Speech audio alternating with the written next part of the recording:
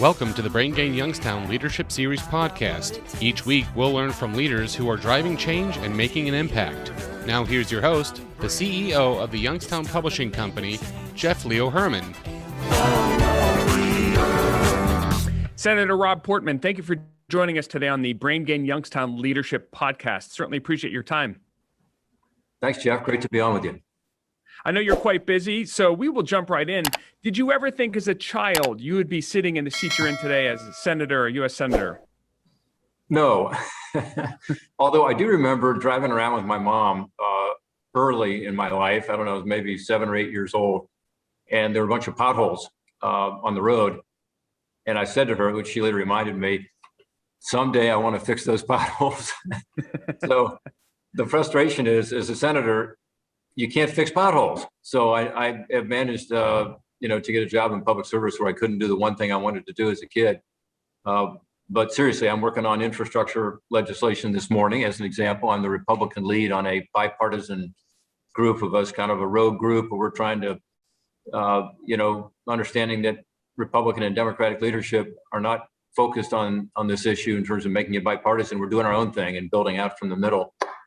And we will cover a lot of potholes if we get this done, because it'll be an historic investment in infrastructure. So maybe I'll fill potholes indirectly, but no, I didn't grow up thinking I wanted to be, a politician. Some people say I grew up wanting to be president. That's not me. In fact, I think some of my college professors would wonder about how I ever got here, particularly the microeconomics professor who gave me a C in microeconomics. But too much calculus, right? Yeah, exactly. The second derivative, forget about it.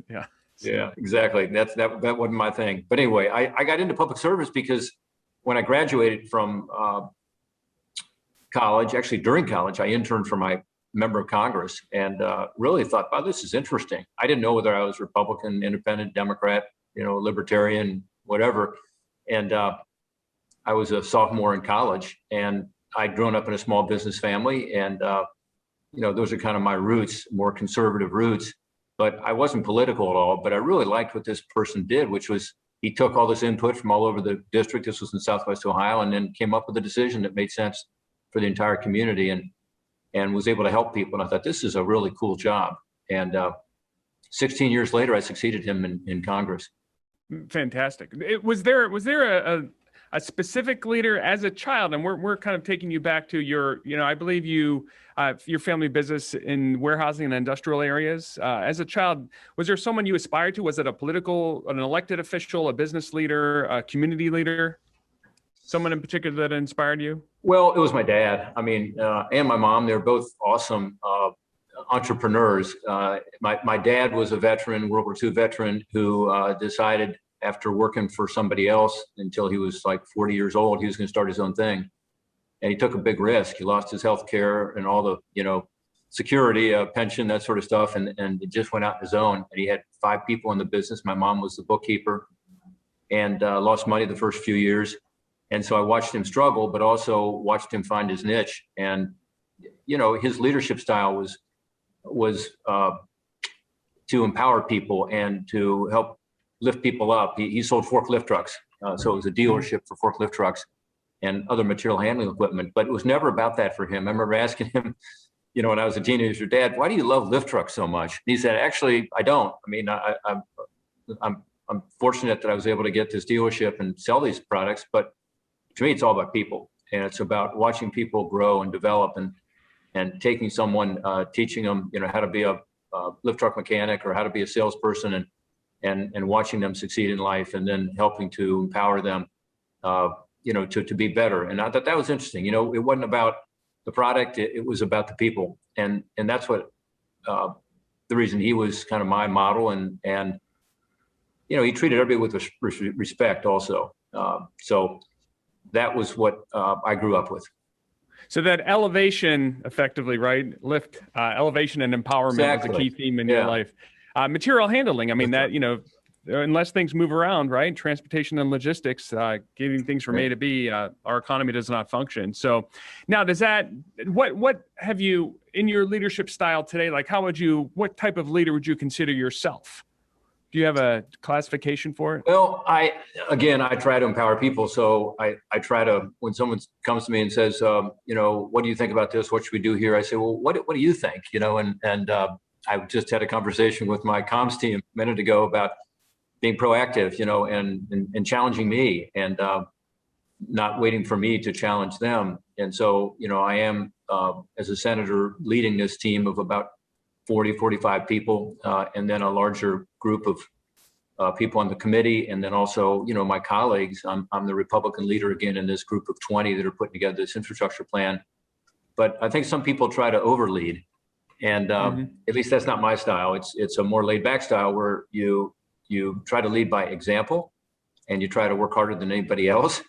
And you don't want to ask someone to do something you wouldn't do, and treat everybody with respect and empower others to take responsibility. And by doing so, you can accomplish so much more in my view. And at least, in our little team and the work that I've done in the private sector, it seems to me that those are the most effective leaders. Right. Where does accountability come to play? Because we hear that quite a bit. Basically, more laid back, encouraging, supportive. We've heard the term servant leader quite a bit, but how do you implement an accountability culture if that comes to play? Yeah, it's a great question, and it's one of my pet peeves in life. You may have heard recently at a hearing where I accused the federal government of having so many people in charge that nobody's in charge in the context of cyber attacks on our country. And I believe that strongly. I believe people have to be accountable. So in my office, often I will be suggested, well, these three people are going to be in charge of this issue. And my answer always is, no, who's in charge? Well, these three is no, one person's in charge and one person's accountable. And I think that's really important. There may be exceptions to that rule in a large organization, but I think even in our massive federal government, when I was the Office of Management and Budget Director, which is a job, the OMB job, it's a cabinet level job where in theory, you're responsible for oversight of the entire federal government. It was, even in that huge number of employees, I felt like somebody needed to be accountable. And I mentioned the issue of cybersecurity because that right now is a huge problem in our country, where you have these ransomware attacks and cyber attacks in general.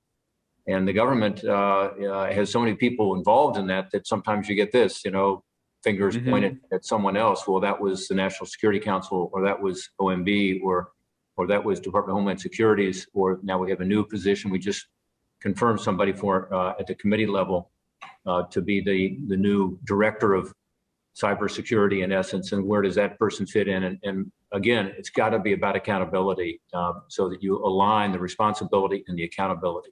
And I think that's an important leadership trait as well. Right. Important from, large enterprise government to small businesses, right? Accountability is Absolutely. key. And it's often our audience, small businesses, the entrepreneur, the owner has a passion for their business.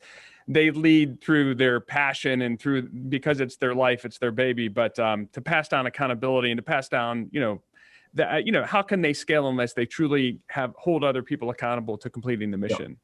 And I think, if it's done properly, people take it as a challenge, and they like to be held accountable, assuming you're fair in terms of your measurement of what their success is. In other words, if you are setting someone up to fail, it will have a demoralizing effect on the entire organization. But if you are setting people up to succeed by giving them accountability at a time in their career where they can handle it, you get a certain amount of fulfillment from that, and the dignity that comes with that, and self-respect that comes with that, I think is an important part of leadership as well. So I think being clear about what the lines are and allowing people to stretch, but to ultimately succeed, really builds a team. And that's what I try to do. The other issue you mentioned is passion. I think you have to show that there's a bigger cause, whether it's selling forklift trucks and doing it in a way that's providing the best service of any dealership in the country, which was my father's approach. He had a motto, which was about, providing the best service and the best product. So total reliability in people and product was his saying. And that's a passion. And there's nothing wrong with that. And that's an important passion. In government, it's a little more of a passion about our country and our patriotism and who we can be as a country. And that's important too. And whether you're a president or whether you're an average citizen in our country, you want to have that passion for our country and our success. And I think that in whatever line of work you're in, government or business, having that sense of passion and trying to make people feel like they're part of something bigger, which we all are, is important as well. Absolutely. So that's great advice for our emerging leaders in the audience here, those that are in high school and college and looking at their career paths. Any advice on how to have them accept accountability and things that they can do to maybe own smaller pieces of a larger project? What would you advise them to do? Yeah, I mean, sometimes the millennial generation is given a bum rap, that they aren't interested in accountability as much or even working hard. And I frankly don't find that. I mean, I do think there's a little different attitude about things like teleworking or taking time off, and maybe the work ethic is a little different. But I think, frankly, that those young people that I work with who come through my office, we have a lot of interns that come through every year. I just had our breakfast yesterday with our internship class. Finally, we got interns back. I'm so glad we're beyond the worst of the COVID. But I think accountability is something that they actually look forward to because they want to be responsible for something. Again, as long as they're not set up to fail, they have to have the skill set and the knowledge and the help to be able to be successful. But I find that young people prefer to know that, they have a piece of the pie. It may not be the biggest piece, but it's an important piece. Every, part of our little office that we have here is critical. I often, at our staff retreats and so on, talk about the people who answer the phones. And a lot of those people are young people. Some are interns, in fact, and we get a lot of phone calls. We also get a lot of emails and some letters still. But I'd say that's the most important job in the office. So we have much more senior people. We have a relatively senior staff, actually, with regard to our legislative front. We do a lot of legislating. We're very active in that. And that may be what we're known for by others. But really, the constituent service and the frontline people, these young people, I want to hold them up, partly because that's our first job, is to represent people and to do so effectively, but partly because they're tough jobs. And you want to be sure they understand that their job is really important. I walked into the Capitol yesterday, and I had a person with me, and I went through the security line, and the officer kindly said, let's get you through, Senator. And I said, listen, I appreciate the job that you do, and kind of saying, I'll go through the security like everybody else. He said, well, you have a more important job than I do, so we got to get you through here. I said, no, I actually don't. I said, you have a more important job. And that, I'm getting choked up here, but that attitude of saying, everybody matters, and the police officer that's there at the Capitol, protecting us and having to put up with a lot of people don't want to go through the security line or don't want to, hassle with the new requirements that are in place. That's a tough job and a really important job. And for that officer to say to me, you have a more important job, I want to make sure that he also understands, in this case, it was a guy, that his job is really important too. And in some respects, much more important. Right. You couldn't do your job without him doing his job. Absolutely. And so, everyone is a critical input in this process.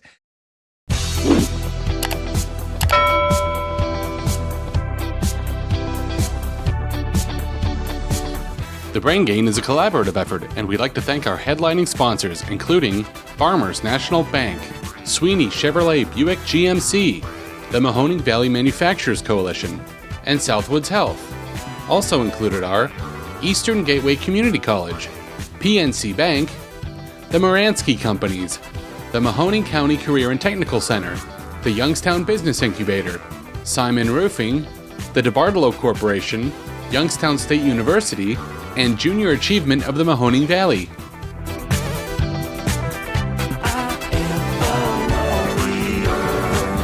We're going to switch gears here quickly. I appreciate you sharing that sentiment around the importance of everyone really just collaborating and working together.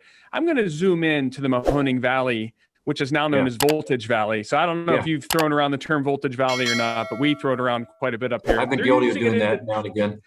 Yeah, they even use it in Detroit to refer to us. So that's good. I think the branding is working. But from your perspective at the federal and state level here to Mahoning Valley, Voltage Valley, what do you see our region needs from a leadership standpoint? Like, do you have an outlook on our future? Any perspective there? Well, yeah, I think we have to have a vision for what the combination of the LG GM joint venture on batteries, plus all the suppliers that are starting to come to the Valley, partly to support that, and also what's going on at Lordstown Motors, which is both exciting and discouraging, depending on the day. But we have to have a realistic vision too. And, we shouldn't be overpromising the workers of the Mahoning Valley in terms of what can come out of this. I focus a lot on LG GM because these are jobs that are already being created. And I think that they have a track because we need battery technologies that they have so badly in this country to be able to be quite successful and even double the workforce in the next 5 or 6 years. So I think that's part of the vision here. I did a call this morning with the Youngstown Chamber. They did a virtual call, and I think about 50 or so business leaders were on the call. I'm sure you guys were there covering it. Mm-hmm. And we talked about this issue of how to get the next, what we call RAISE grant. It used to be called the Build Grant. Also, some are called the Infra Grant, but it's basically a grant for infrastructure development. And it's to try to help make the Valley more of a Voltage Valley by creating smart technology, even to the point of having faster broadband laid throughout not just the Lordstown area, but broader in the Valley, and eventually having automated vehicles be able to travel on certain roads because of that technology. So you got to be thinking about the future and where it's headed. I do not think we should put all of our eggs in one basket, by the way, in terms of electric vehicles. I think electric vehicles are part of the future. General Motors in particular has made a huge commitment to it, saying they'll be all electric by 2035. We'll see.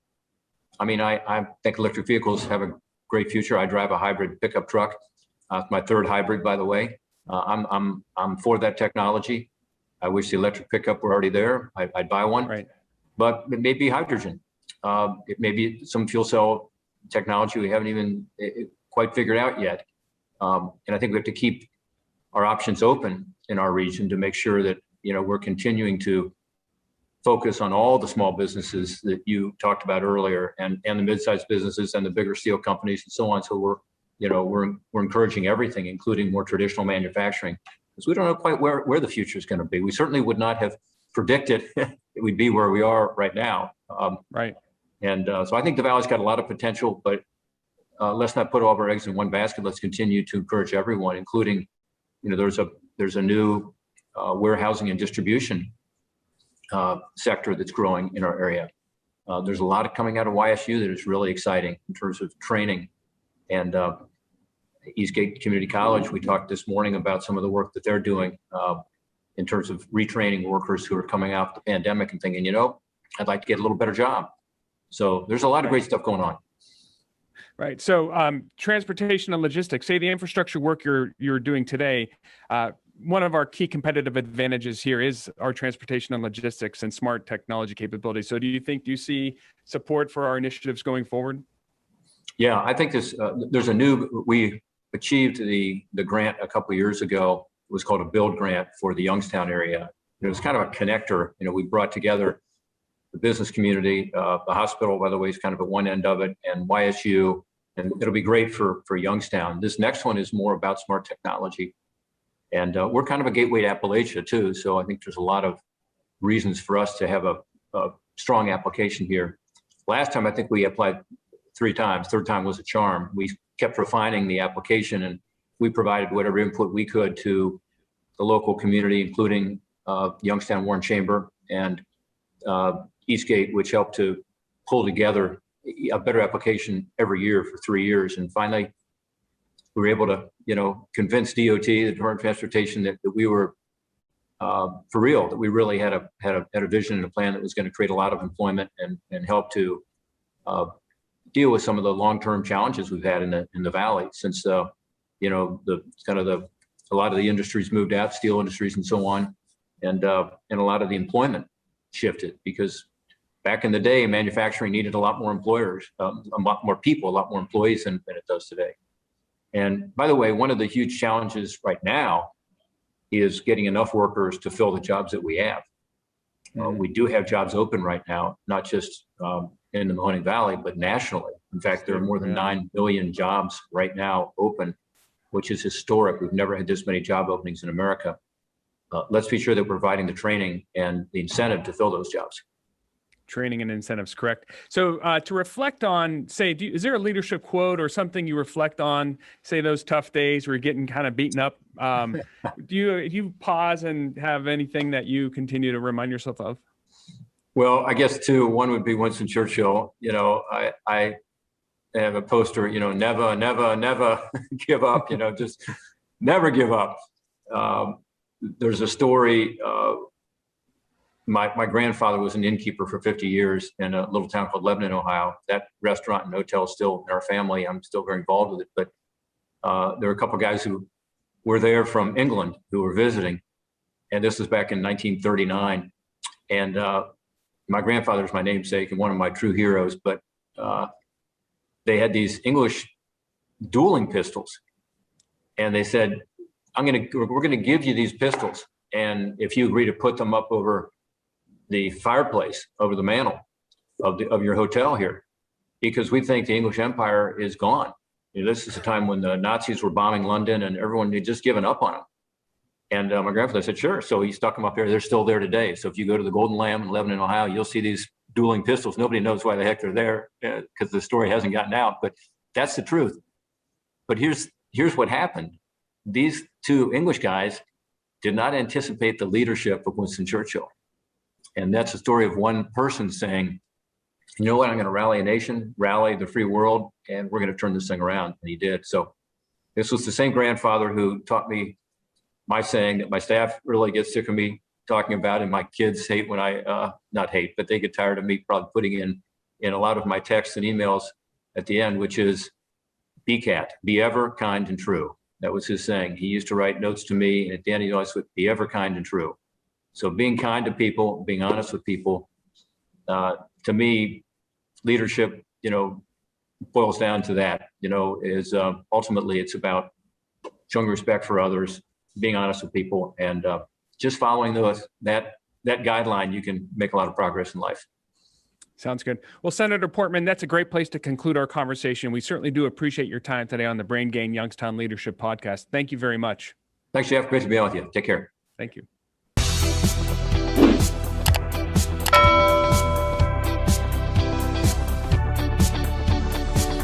Thanks for joining us on the podcast today, because together we're building a culture of entrepreneurship and promoting workforce development. So if you like what you heard, please share it with a friend and leave us a rating or review on your favorite podcast player. Your feedback is very important to us. We want to make the show better all the time. And if you would like to give me direct feedback, email me, please. My email is jherrmann@business-journal.com, or you can find me on LinkedIn. And lastly, would love to thank the members of the Brain Gain Coalition. Those headline collaborators include Farmers National Bank, Sweeney Chevrolet Buick GMC, the Mahoning Valley Manufacturers Coalition, and Southwoods Health. And joining them are members of the coalition, including Eastern Gateway Community College, PNC Bank, the Moransky Companies, MCCTC, the Mahoning County Career and Technical Center, the Youngstown Business Incubator, Simon Roofing, the DeBartolo Corporation, Youngstown State University, and Junior Achievement of Mahoning Valley. Without them, none of this would be possible. So thanks again for joining us today. And remember, together we are building a culture of entrepreneurship and promoting workforce development.